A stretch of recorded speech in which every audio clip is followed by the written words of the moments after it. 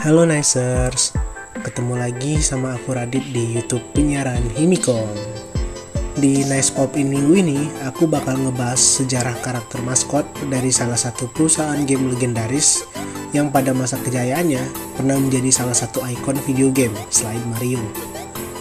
Kali ini kita bakal ngebahas sejarah dari Sonic the Hedgehog, si landak biru kesayangan Sega. Tunggu apa lagi nih Nicers? Yuk, let's go! Sonic the Hedgehog sendiri merupakan maskot dari perusahaan game Jepang yakni Sega. Karakter ini pertama kali debut di game dengan judul yang sama pada tahun 1991 di platform konsol Sega Mega Drive atau Genesis di wilayah Amerika Utara. Penciptaan Sonic sendiri berawal dari inisiatif Sega untuk mendorong penjualan konsol mereka yaitu Mega Drive dengan menciptakan game platformer berkarakter maskot untuk menggantikan maskot terdahulu mereka yaitu Alex Kidd yang sebelumnya kurang berhasil dalam menjual konsol pendahulu Mega Drive yakni Sega Master System. Sonic the Hedgehog diciptakan oleh Yuji Naka selaku programmer dari Sega yang mendesain gameplaynya, sedangkan untuk penampilannya itu diilustrasikan oleh Naoto Oshima. Sebelum mendapat desain final berbentuk landak biru seperti sekarang, Sonic sendiri mempunyai beberapa desain awal sebelum masih menjadi konsep. Mulai dari kelinci dengan kode name Sonic the Rabbit, lalu ada karakter pria berkumis tebal seperti Presiden Amerika Serikat yaitu Theodore Roosevelt, dan pada akhirnya desain yang digunakan adalah desain landak biru yang sebenarnya itu sedikit modifikasi dari karakter kelinci tadi, serta ide dari Naoto Oshima yang ingin memperkenalkan karakter hewan yang kurang mainstream sebagai maskot dari Sega. Sedangkan untuk karakter pria berkumis tebal tadi itu bakal dipakai sebagai basis untuk desain Dr. Eggman, yaitu rival sekaligus antagonis utama dari seri game Sonic. Singkat cerita, Sonic the Hedgehog rilis pada tahun 1991 di Sega Mega Drive, dan kesuksesannya bukan cuma mendorong penjualan Mega Drive, tapi juga membantu Sega menyaingi Nintendo di Amerika Utara. Setelah itu, Sonic franchise pun menjadi franchise andalannya Sega. Dan mulai saat itu juga banyak media-media yang memunculkan karakter Sonic, seperti sequelnya sendiri yang bakal ngenalin teman-teman Sonic seperti Knuckles, Tails, Amy, dan masih banyak lagi. Lalu ada adaptasi animasi seperti kartun Adventure of Sonic the Hedgehog. Lalu ada adaptasi anime yaitu Sonic X dan animasi 3D Sonic Boom. Lalu ada juga berbagai macam adaptasi komik yang diterbitkan sama Archie dan IDW Comics.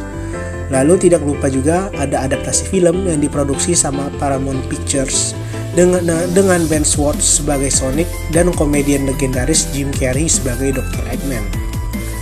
Penampilan Sonic di film bahkan tidak hanya di film solonya saja, namun ia juga pernah menjadi cameo di dua film Wreck-It Ralph dengan desain modernnya di game, dan di film terbaru Chip and Dale dengan desainnya yang terhitung cukup kers kalau menurut saya dan di kalangan fans. Karena versi Chip and Dale ini merupakan parodi dari desain jelek Sonic yang ada di film originalnya sebelum diperbaiki akibat respon negatif dari para fans. Salah satu ciri khas dari karakter Sonic itu sendiri adalah kekuatannya untuk lari cepat dan bergelinding seperti landak untuk menyerang musuh-musuhnya yang sering muncul sebagai bagian dari gameplaynya. Jadi bisa kita simpulkan kalau gameplay game-game Sonic ini dibagi menjadi dua, yakni gameplay klasik yang lebih mengedepankan presisi dan platforming, serta modern yang mengutamakan refleks pemain dalam melewati rintangan seperti jebakan ataupun robot ciptaannya Eggman di setiap levelnya. Lalu ciri khas lain dari seri Sonic itu juga ada di soundtracknya yang bukan cuma ikonik tapi juga banyak yang keren-keren. Salah satu contohnya ya remix dari Green Hill Zone yang dipakai buat backsound video ini. Sejauh ini, waralaba Sonic telah berjalan selama lebih kurang 31 tahun, dengan tahun 2021 kemarin merupakan perayaan anniversary ke-30 tahun, yang dimana Sega menggelar konser yang nampilin soundtrack legendarisnya Sonic, serta remaster dari salah satu game terbaiknya Sonic di kalangan fans, yakni Sonic Colors untuk platform game modern. Sedangkan untuk tahun ini, Sonic juga lagi kebanjiran project-project keren yang ditunggu juga sama fans. Mulai dari film kedua Sonic yang baru aja tayang bulan April kemarin, lalu ada animasi terbaru Sonic berjudul Sonic Prime yang bakal tayang di Netflix, serta yang terakhir ada 2 game, yaitu Sonic Origins yang merupakan remaster atau portingan dari game-game Sonic era Mega Drive, dan juga ada Sonic Frontiers, yaitu game terbaru dari game-game Sonic bergaya modern yang rencananya untuk Origins bakal dirilis di bulan Juni ini dan Frontiers akan dirilis di akhir tahun 2022. Nah, gimana nih Nicers? Keren nggak video kita minggu ini? Kayaknya sekian dulu ya buat video kita minggu ini, and see you next time Nicers.